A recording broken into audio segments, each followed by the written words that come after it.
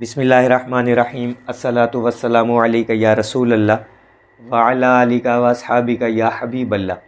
لاکھوں کروڑوں درود محمد اور آل محمد پر کہ جن کے صدقے اور وسیلے سے اللہ پاک نے ہم پر اپنی بے پناہ عنایات جاری رکھی ہوئی ہیں۔ معزز سامعین کرام، السلام علیکم۔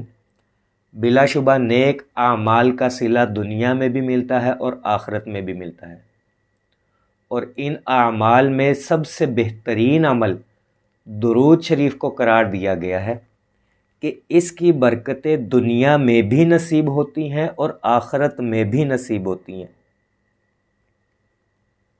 حدیث مبارکہ کے مطابق مفہوم ہے کہ حضور نبی کریم صلی اللہ علیہ وآلہ وسلم نے فرمایا، بے شک تم میں سے قیامت کے دن قیامت کے ہولوں اور اس کی دشوار گزار گھاٹیوں سے جلد از جلد نجات پانے والا شخص وہ ہوگا جس نے دنیا میں مجھ پر کثرت سے درود پڑھا ہوگا۔ ایک صاحب اپنے دو مشاہدات بیان کرتے ہیں کہ ایک واقعہ اس وقت پیش آیا جب میں اور میرا پھوپھی زاد کزن محمد یعقوب جو فیصل آباد سے آیا ہوا تھا، اور ہم دونوں موٹر سائیکل پر کسی کام سے فارغ ہو کر گھر کی جانب آ رہے تھے۔ میں پچھلی سیٹ پر بیٹھا ہوا تھا اور میرا کزن بائک چلا رہا تھا۔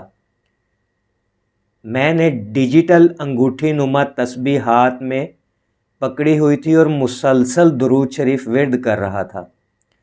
ہم چلے آ رہے تھے کہ اس دوران موٹر سائیکل سامنے سے آتے ہوئے ٹرک کے ساتھ ایسے ٹکرایا جیسے گیند دیوار سے ٹکراتی ہے۔ ہم بہت تیزی کے ساتھ دور جا کر گرے۔ یہ حادثہ بھی کچھ اسی نوعیت کا ہی تھا، مگر اس درود پاک کی فضیلت اور برکت کی وجہ سے ہم دونوں ہر طرح سے محفوظ رہے اور کوئی ایک بھی خراش کسی کو نہ آئی، اور یہ سب درود پاک پڑھنے کی برکت تھی۔ سب کے سب حیران رہ گئے جب ہم نے خود اٹھ کر اپنے کپڑے جھاڑنا شروع کر دیے تو جو ارد گرد لوگ جمع ہوئے وہ یہ کہہ رہے تھے کہ جب آپ کی موٹر سائیکل ایک دھماکے کے ساتھ ٹرک کے ساتھ ٹکرائی تو ہم نے سمجھا کہ بندے مارے گئے، اور ہم اٹھا کر آپ کو سڑک سے سائیڈ پر کرنے والے تھے۔ سڑک سے اٹھانے والے ہی تھے کہ آپ لوگ خود اٹھ کر کھڑے ہو گئے اور آپ لوگوں کو ایک خراش تک نہیں پہنچی۔ کہنے لگے، درود کی یہ برکت دیکھ کر ہمارا یقین درود پر اور بڑھتا چلا گیا، اور ہم نے اللہ اور اس کے حبیب صلی اللہ علیہ وآلہ وسلم کا شکر ادا کیا کہ اس نے ہماری زبانوں پر اپنے محبوب صلی اللہ علیہ وآلہ وسلم کا ذکر مبارک جاری کر رکھا ہے۔ اور دوسرا واقعہ بھی موٹر سائیکل پر ہی پیش آیا، مگر وہ حادثاتی نہیں تھا۔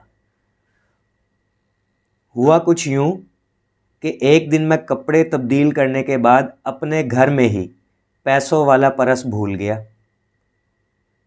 میں نے اپنے ایک بہت ہی قابل احترام صوفی دوست چودھری محمد سعید آف سندر شریف کے ساتھ کسی کام کے سلسلے میں ٹھوکر چوک میں ملنا تھا۔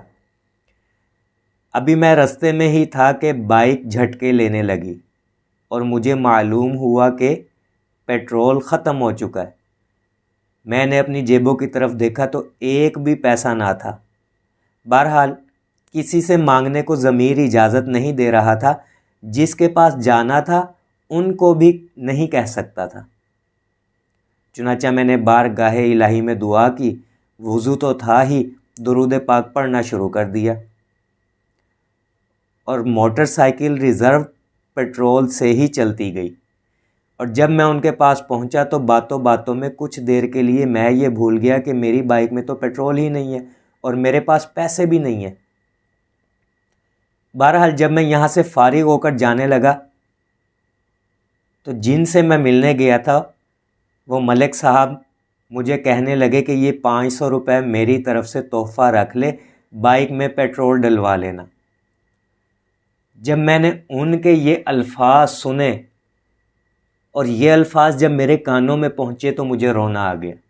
کہ درود کی برکت دیکھ کر میں حیران رہ گیا کہ میرے پاس 1 روپیہ نہیں تھا جیب میں، لیکن درود کی برکت ہے کہ ملک صاحب نے خود اپنے منہ سے، میں نے انہیں کچھ نہیں بتایا، کچھ نہیں کہا، انہوں نے خود اپنے منہ سے کہا کہ یہ پیسے تحفتاً رکھ لو، بائک میں پیٹرول ڈلوا لینا۔ تو میرے عزیزو، درود ایک ایسی چیز ہے کہ جب آپ اسے پروٹوکول کے ساتھ، محبت کے ساتھ پڑھتے ہیں تو آپ کی وہ دعائیں بھی قبول ہوتی ہیں جو ابھی آپ کے لبوں پر آئی ہی نہیں ہوتی۔ آپ کو وہ برکتیں بھی ملنا شروع ہو جاتی ہیں جن کا آپ ابھی سوچ رہے ہوتے ہیں، اور وہ پریشانیاں بھی ختم ہو جاتی ہیں جن کو بھی آپ نے صرف ہلکی سی ایک نظر میں دیکھا ہو۔ وہ مجھے ایک واقعہ یاد آ جاتا ہے کہ خواجہ تونسوی رحمۃ اللہ علیہ کے پاس ایک نابینا گیا، اکثر سنایا بھی ہے، یہ ان لوگوں کے لیے جو سوچتے ہیں کہ سب کو برکتیں مل رہی ہے، ہم درود پڑھ رہے ہیں، ہمیں کچھ نہیں مل رہا۔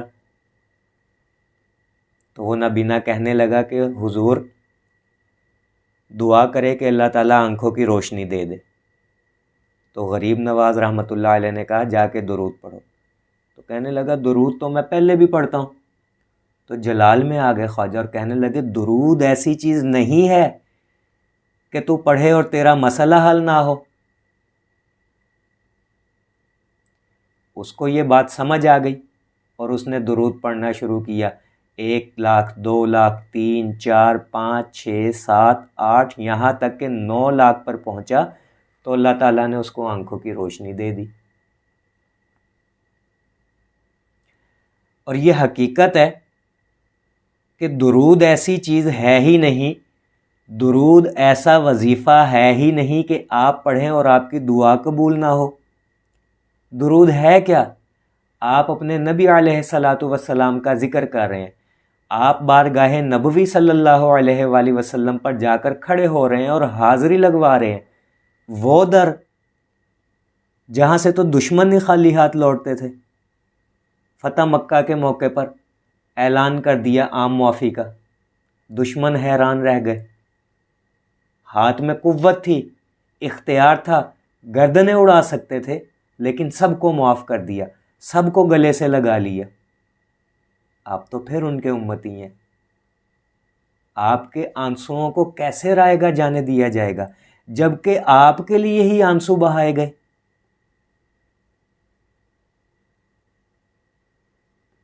تو میرے عزیزو، اسے محبت سے پڑھیں، دل لگا کر پڑھیں اور محبت رسول میں ہی پڑھیں۔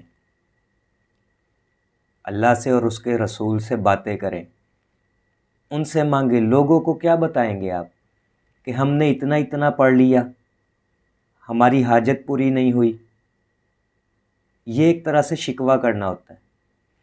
بجائے شکوہ کرنے کے اللہ اور اللہ کے حبیب صلی اللہ علیہ وآلہ وسلم سے باتیں کریں تو یقین جانیے آپ کی کشتی پار لگ جائے گی۔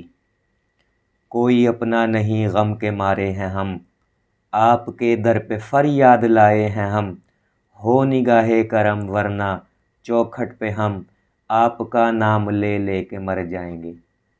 باتیں کیا کریں نا، یہ بھی نہیں کہ میرا مرض لا علاج ہو، یہ بھی نہیں کہ تجھ کو نہیں ہے میری خبر، تیرے سوا دعا کے لیے کس کا نام لوں، بعد از خدا بزرگ تو یہ قصہ مختصر۔ باتیں کیا کریں، انشاءاللہ فیض ملے گا، برکتیں ملیں گی، مشاہدے ملیں گے، تجربے ملیں گے۔ آپ خود اس بات کے گواہ بنیں گے کہ درود دنیا میں بھی فائدہ دیتا ہے اور آخرت میں بھی فائدہ دیتا ہے۔ دعا گوں کہ اللہ پاک ہم سب کو کثرت سے درود شریف پڑھنے، پڑھوانے، لکھنے، لکھوانے اور اس کی اشاعت و تبلیغ کرنے والا بنائے۔ صلی اللہ علی محمد، صلی اللہ علی محمد، صلی اللہ علی محمد۔ السلام علیکم۔